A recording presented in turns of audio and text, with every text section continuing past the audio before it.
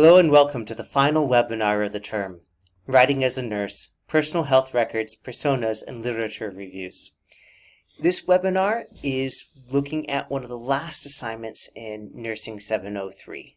And because it's late in the term, we're not going to spend any extra time on the normal, these are the services we have. We're going to dive right into this assignment. Alright, our main objective today is to understand the Nursing 703 Week 7 Personal Health Record Final Project Assignment. As part of this, we're going to review some previously written assignment components that will be very helpful to incorporate.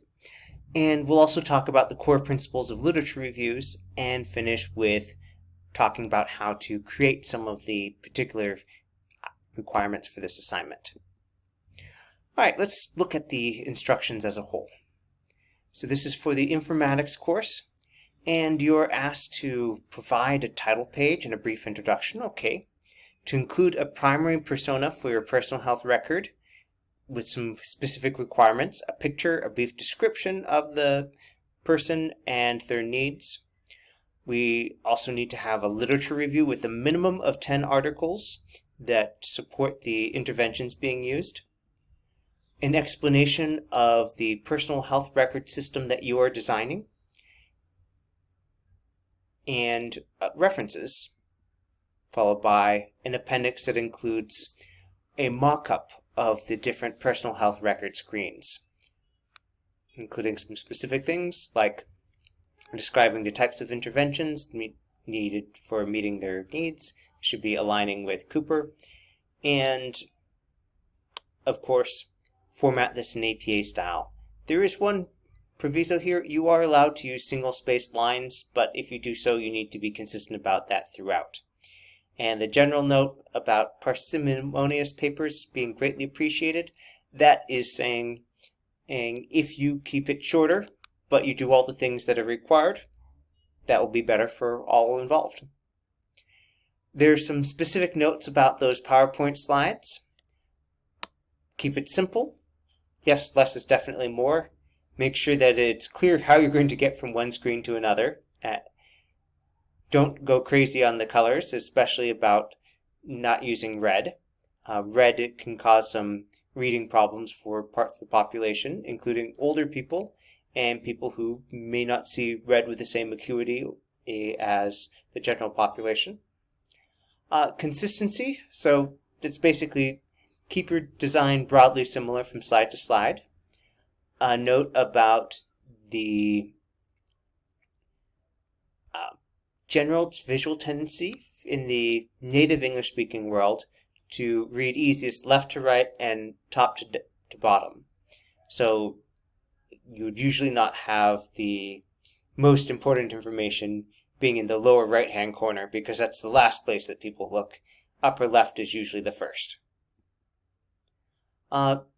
Set up boxes in terms of size with each screen based on importance. So very important things should have big areas, especially if there's going to be a lot of text there. And if it's just a short item like say their name, that's probably going to be a smaller box. You don't need to do videos or other things like that, but you can include a reference for something. So for a mock or intended resource that in the full thing you would have something there. And then dummy contact numbers. You don't need to spend time looking up actual providers. You can put in, 111, 111, 1111 as a fake phone number. So, general note to not use too many pictures. This should be reasonable. It should be readable and functional. And don't worry about trying to pretty up the design. Just make the layout work. Give it all the things that it needs to have. And then the note about intermediate users, that's a callback to an assignment where you're asked to consider what do intermediate users need and want. Alright, if we look at the rubric for this, we see that it is pretty straightforward. We have our main sections, and 5 sections here, of which the formatting, the last item in this list, is have you done this throughout, are you following APA style, etc. All right, so let's look at some of the previously written assignment components that are good to review. Now I have popped out here a list of the assignments completed thus far in this course, plus one that's coming due soon. And noted here that it's a good time to see what you wrote yourself about this and what your classmates have, so that you have that fresh in your mind when you're looking at, okay, what do I need to convey in this section? Same thing with creating the persona to go with that. There was a discussion about that on November 1st. Also discussions about what are beneficial to have in a new EMR system, about workflow diagrams in general, how to progress from one thing to another based on a task, intermediate users' needs, the personal health record, and evidence-based practice. That is a helpful one to review, in part because that is exactly the kind of thing that your literature review will be discussing. And if you're reminded, oh yes, that source talks about it, well, you've just saved yourself some time in assembling your list of at least 10 sources. And finally, the upcoming discussion on customizing designs also has a couple relevant things. All right, so let's talk about that literature review. And this should be fairly concise. You're only discussing 10 articles. But I've seen people who wrote 10 pages on those 10 articles, and that is more than you would generally have to do for an assignment like this. And one of the ways to keep your literature review concise and make it easier to write and faster to write is to keep in mind, what is the purpose of the literature review?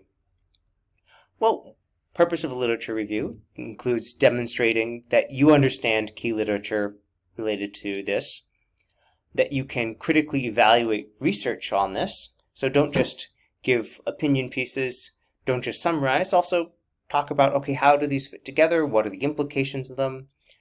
Provide evidence and context to support what you are doing. In this case, you are supporting your use of personal health records and the system that you are creating a mock-up of.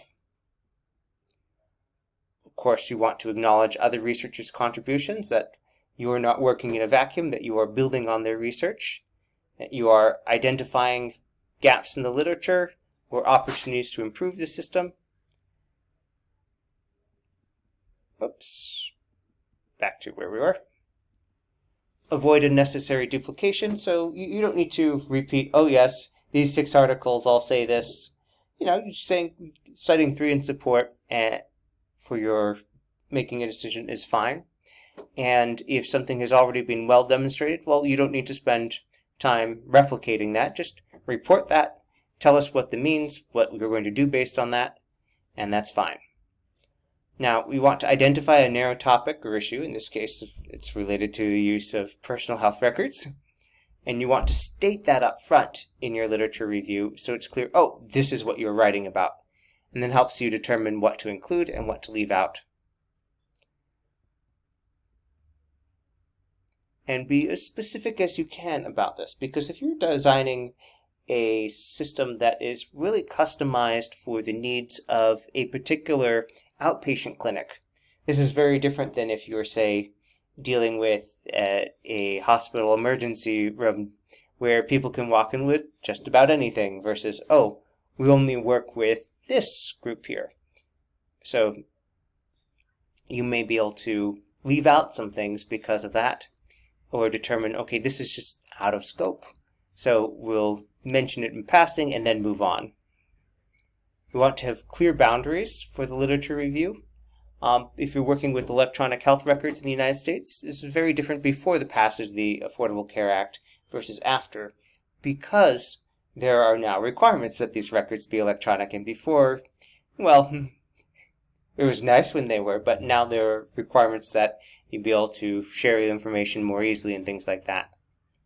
And so time, geography, language, and such for your lit review, these are all ways of showing different boundaries. A general recommendation is to look at recent literature on this. Will this fit into 5 years? Not sure. Depends on what exactly you are using as a focus here. Is it doable in 5? Yes. If you go a little bit beyond, not a problem for this assignment. But try and keep it generally a current recent research. So what is within the scope of that and what is outside? And if while we're normally asking a research question in a literature review, here you might also understand it as there is a planned outcome. You're developing a helpful, useful, effective personal health record system so that you can make the clinical practice more effective, efficient, etc. And that would take the place of the research question as, okay, well, what makes a good one?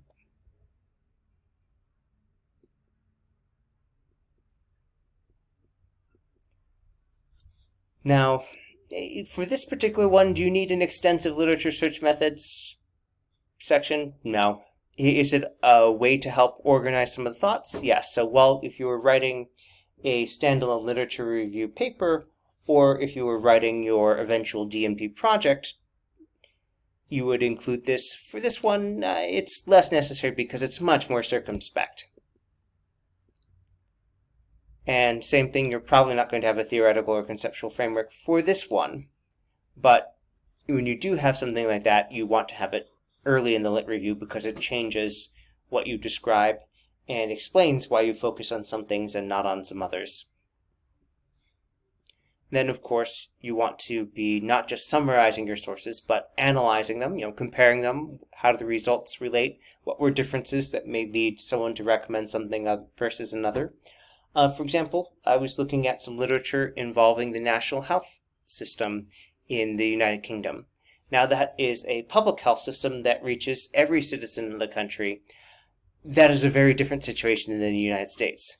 So they may have found that some things were very useful that you say, well, while they did have very strong results there, it's less practical to implement here because we don't have that consistency. People aren't in one system from cradle to grave here, or at least we haven't had a lot of time to test that yet. And here's some examples of phrasing that will help you connect those components. And before you start writing the literature review, ask yourself, what are the most relevant pieces of information that you're conveying? It should come back in some shape or form to how you are designing your personal health care records, what the principles of the system are, and what is or isn't known about best practices. All right, now I've included this slide here not because it's part of our main focus, but because people often are looking for other examples of how to generate different diagrams and flowcharts. We work with the tools that we have available and the tools that we are familiar with, and for some of you that might involve using Microsoft Word to develop things. So if that's the case, we do have a couple videos that you can find on the Writing Center website that deal with using that as a tool. But I would recommend that you use the opportunity to use PowerPoint for this next step, in part because it will save you a lot of time. Now, in terms of drafting and outlining, we normally spend a bit of time looking at how to use our APA course paper template, but this is the end of the term. So I'm going to remind you that we have a slide that provides you with a link to download the APA course paper template, and let's take a look at what we might do in PowerPoint following some of the principles described. We also have a couple examples to show us how something might look like. So let's go ahead and take a peek there. Now, I have loaded up one of the examples from the website of a personal healthcare record assignment. Now, some things to keep in mind. This is an older example. This is from APA 6th edition. If you were making your own in APA 7th, you would delete the running head, of course, because that's no longer used in APA 7th edition. Okay, let's go ahead and see here. Another thing we'd do is you'd replace this with the title of the paper. We don't include a heading that says introduction at the start of the paper. It's considered redundant. And we see here they've included the picture here. If you are looking for a picture, by the way, of someone to use, there are a couple ways you could do that for this. But one of those is just go to Google Images and say if you want to search for old man or old woman or young man or child or whatever the case may be for the persona you've created, you can come up with a stock photo pretty quickly. that you can use for the purpose of this assignment. Now, you can see standard organization using level 1 headings here. Great. And I just want to remind you that the instructions do call for you to include an appendix. Now, something that's not found here in this place, but that should go there, and is mentioned in the assignment that should, is that the reference section in APA style, the reference section actually goes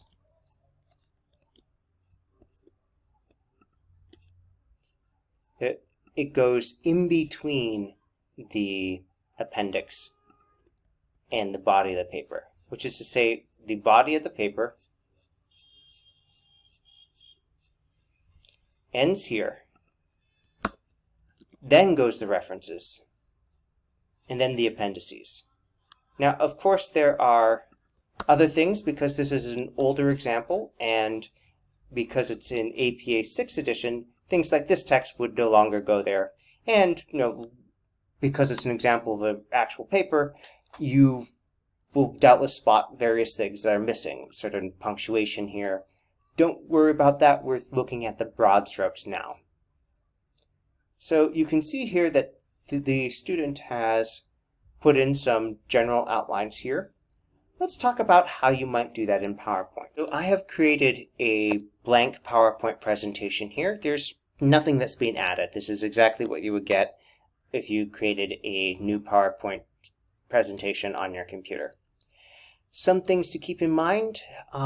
Remember that the instructions do say that you should keep it visually simple and don't go crazy on colors, and that black and white is just fine because it is highly readable.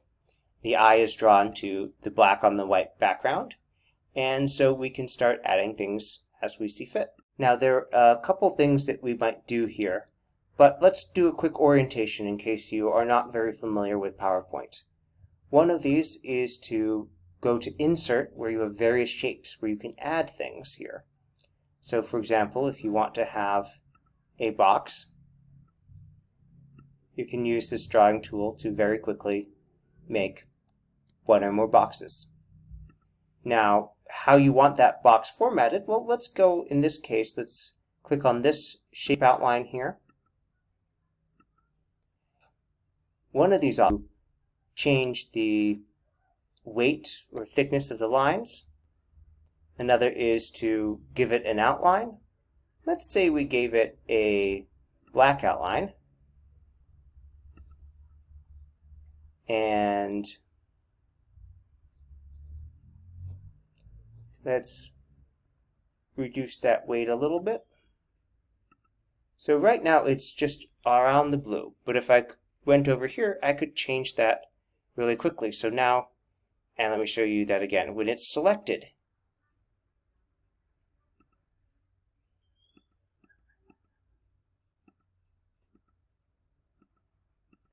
so we're going to create a new box. You can see that there's this quick format option here, or we can go and select these manually. Now, once you do have one, you can actually just select it and copy. That's Edit, Copy, or Control-C if you're on a PC, Command-C if you're on a Mac, and very quickly go ahead and make yourself a set of identical looking buttons, like so. To put text in it, well, I'll just create a text box here, and whatever should we put in here? Well, that's going to depend on your design, but let's say that I want to have home to go back to the start, and you know what, I'm just going to copy that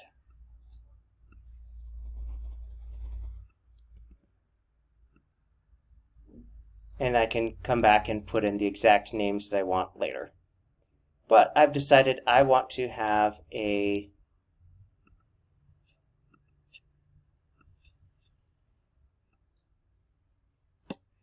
big box here, and I'm going to stick in some text.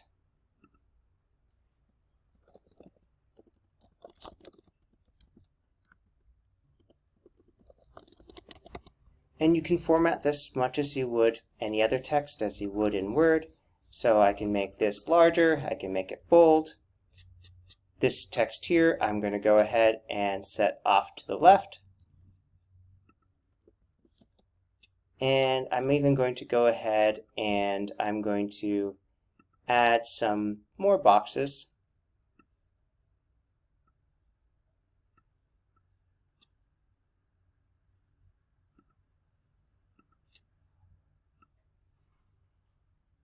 To stand in for where the username and the password are going to be typed. Now you get the idea. We have this shape tool where we can make different shapes, manipulate their size, their appearance, and we want it to be clear where you're going. Another thing to make sure is that it's clear what to do after you type things in. And there are various ways that you could do that, but here's one that we might find really helpful and that you use a lot.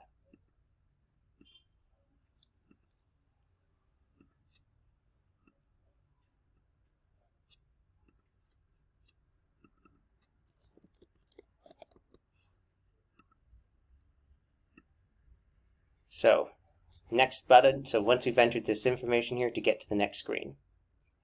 Now, when you are making up another slide, it's very helpful to not have to reinvent the wheel. So a good thing to do here is to right-click or control-click on the slide and select Duplicate Slide.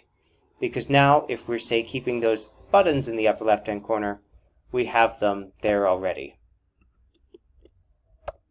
Now you can add whatever else is going in here, including a photo for the patient, there a field for the name, and other things like that. Now, we're not going to spend time going through the whole process because, in part, you have designed it and you are presenting your design that you have explained and justified and everything. But when you do reach the point where you are going to be ready to put this into your Word document, go ahead and go to File, Share, and you'll see that there are a number of options available to you. Now, you can certainly share it to other people through that, but if you are not especially versed with technology, instead go to File, Export, because this gives you a set of options that allows you to choose what type, rather than just, okay, so you need to know what to do with it next. Here, you can actually have each slide turned into a separate picture. See this option, Save Every Slide? I'm just going to say, make these 1920 by 1440. So this is a nice high resolution. And so it will save these as a separate file, so I can just grab those individual images and drag them into Word, much as you would any other picture that you were adding to that.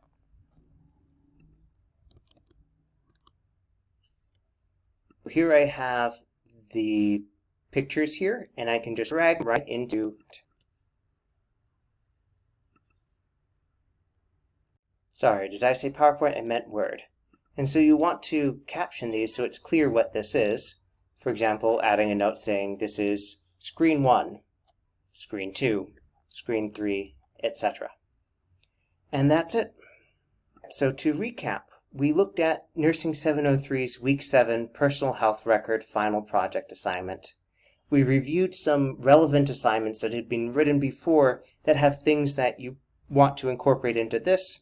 We talked about some of the core principles of literature reviews and how to keep your lit review concise, and how to do some of the mechanics of drafting and outlining this paper. Now, it is always a good idea to take these instructions and copy and paste them into your template so you have a list that you can cross off as you add each thing, whether that's copy and pasting from your earlier stuff or writing text anew, as is the case for 2 and 3 respectively. Make sure that you have this narrated explanation of screens. That's probably going to be easier to do if you do your mock-ups first and then write it up, because then you'll be able to plug in all this information like appendix, screen 1, immediately. And then the reference page, which, just a reminder, should go before the appendix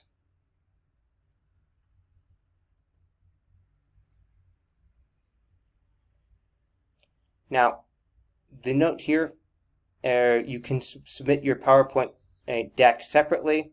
If you were putting it all together for one unified presentation, one of those upload one file as part of your digital portfolio kind of things, sure. But in this case, because your PowerPoint will function as a separate appendix that you are appending, you don't need to combine them into one Word document. And so these slides here, make sure that you go through all of the things that are required. Write your list out before you start working, so then you can check it off. And do remember to do a spelling and grammar check before you submit.